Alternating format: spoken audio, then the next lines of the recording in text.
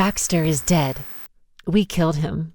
Millie, the eldest of the Wayford siblings, shoved Milton into a large chair as she delighted in her scheming. Or should I say, you killed him. You killed my dog? Milton was the pleading middle child who everybody despised. If you can call it a dog. The monster attacked poor little Mikey. Though he was indeed little, there was nothing about the stylish younger sibling that screamed poor to the common observer. He stood behind, shrouded in disinterest. Baxter and Milton had been inseparable for the last 3 years. There couldn't have been a more well-behaved companion. Milton gripped the cushion seat tight. They would not see him cry. Well, have anything to say for yourself? You're his owner, so you need to take responsibility. Millie feigned outrage well, but that was her taunting voice. Milton knew the game was far from over. Where is he? Why do you want to know? So you can run off and cover up your wicked deed? My deed? You set your violent pet on Mikey, but it failed just like you would have done. You were so disappointed, you bashed its head in. Stop lying! Milton lunged from the chair. Despite his advantage in size, he stopped short, unwilling to fight. You bashed its head in with your pathetic trophy. I can't believe you did all of that knowing guests would be arriving soon for the big party. Its body and the murder weapon are in the house somewhere, waiting to be stumbled upon. Milton threw his arms up in exasperation. Are you serious? You'd better go find them quick before someone else does. Otherwise, they'll lock you up for animal cruelty. And just imagine how upset Mother and Father will be.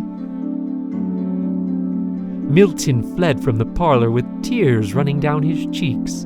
They were cruel, so needlessly cruel. All his life those wretched siblings had tormented and teased, but this was too far. It had to be a prank. Baxter would be curled up asleep on the rug in Milton's bedroom or running outside in the yard. Millie had promised to put him in the kennel just until the party was over. Maybe he would be there. Maybe that's why he hadn't come running when Milton called his name. There was no choice but to begin a desperate search for the pet he had loved so dearly. If only the family's mansion wasn't so large. It was 8 bedrooms, 6 baths, split into an east and west wing. There was also the parlor, foyer, kitchen, and the clubhouse out back. Each was lavishly decorated for the evening's event. Rapid footsteps echoed off the high ceilings as he ran to the kennels. The Wayfords loved their dogs and owned 5 in total, 1 for each member of the household. Perhaps 4 now, if his siblings could be believed. On the way, he stopped by the kitchen. 3 servants buzzed about the central island, preparing platters and mixing salad bowls. Both ovens glowed hot as the main course sizzled within. A grotesque idea formed heavy like a pit in Milton's stomach. Would the help have played along with such a wretched act if Millie asked them to? Slowly, he crept out from behind the cabinets and moved up close to the ovens. The smell of cooked meat wafted thick from the cracks in the metal door. Shame filled Milton as saliva began to build in his mouth. Through the window, he saw a normal cut of brisket meat. A servant thwapped him hard with a wooden spoon, then gestured that it was time to leave. "Have you seen Baxter anywhere?" Milton pleaded as he nursed the side of his head. Obviously, none of the servants could speak, but they gave him a dismissive shrug and pointed again that he should leave the kitchen. And so he trudged through the back door and out into the yard where the kennels awaited. To his disappointment, there were only 4 dogs inside. They came up to the fence and stared at him as if they knew something was wrong. The concern in their eyes made them look almost human. "You shouldn't have taken his shock collar off." Mikey stepped up from behind and placed a hand on Milton's shoulder. "That's what keeps the rest so well behaved." It was true.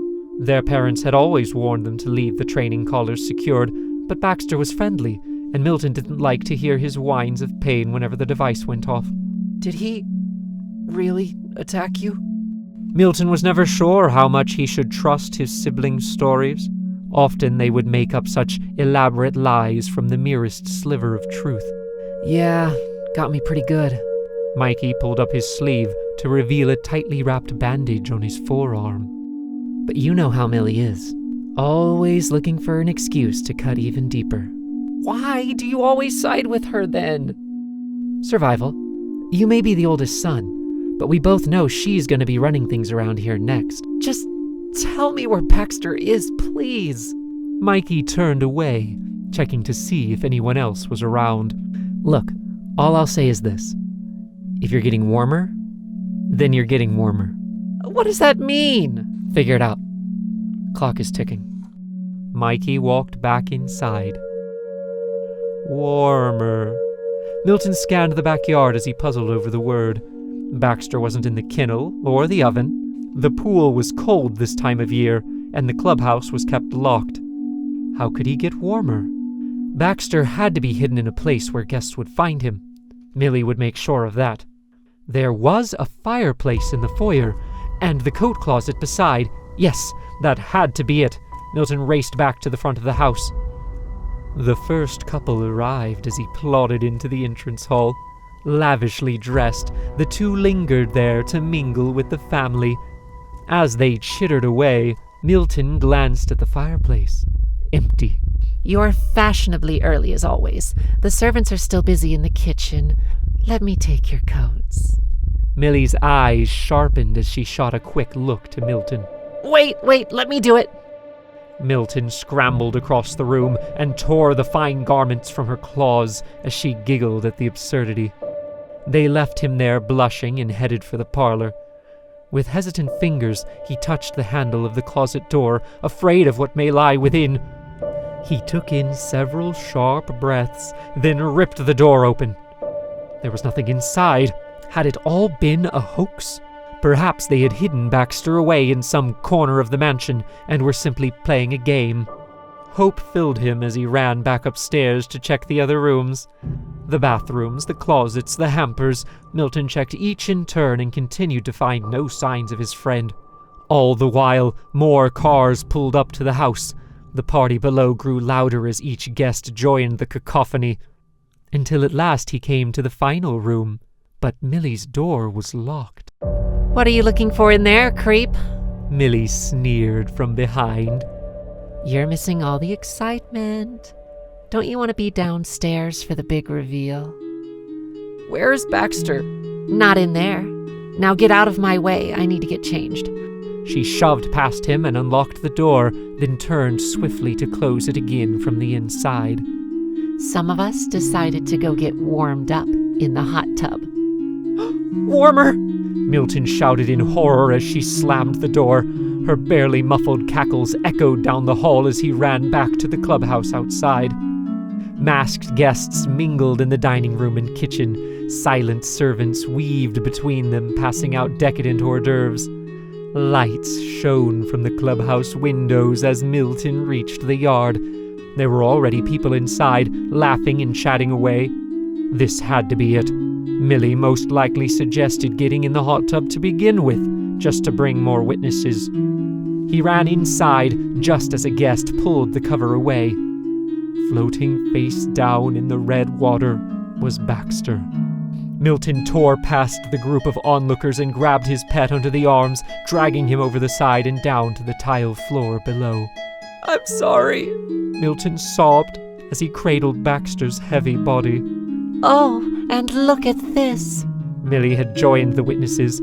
She pulled a baseball trophy from the water. Don't believe those crocodile tears.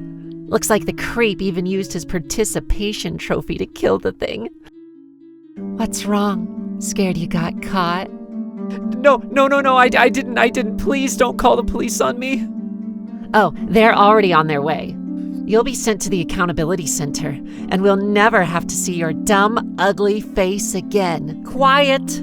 Their mother stepped forward. The police are just a story we tell kids to scare them. You're too old to believe they would care what you do with your own pet. But, Mother... Millie began to cut in, only stopping when she was shot a stern look in return. The police are real. but they only exist to protect our property from other people. Yes, Father Katin. If you want to kill your pet, that is within your right to do. I honestly didn't think you had it in you, boy. The thing has tried to escape a few times already. It was only a matter of time before it became violent. What did it do? It stabbed me with a knife. Mikey stepped forward and unwrapped his bandage to reveal a deep wound. Milton took his collar off again, so the discipline app was useless. Well, looks like the hot tub isn't happening then. Father laughed as he herded guests back into the house. The party slowly dwindled once news of the clubhouse unpleasantness spread among the guests. Millie went to bed unsatisfied, having failed once again to remove her older brother from the family. Mikey regaled his livestream audience with a harrowing story of the day's events.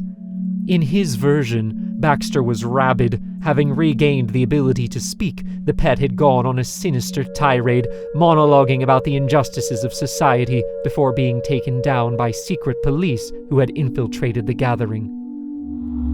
Later that evening, the servants helped bury Baxter behind the kennels. Millie wasn't in attendance to hear Milton's quivering eulogy, but the other dogs stood silently by the fence, watching as he placed an oblong rock in the dirt. This would be the only evidence of Baxter's life. Mother placed a gloved hand on Milton's shoulder as they walked slowly from the grave. He was older when we got him. Very disobedient. I know. Milton sighed. You simply must use more caution around them. The older ones still remember a time before the domestication began. Back then, they would scurry about like roaches and clog up the streets. Speaking of, I hear the accountability centers are filling up again. We'll go to an auction next weekend and find you a new one. Something younger, easier to train.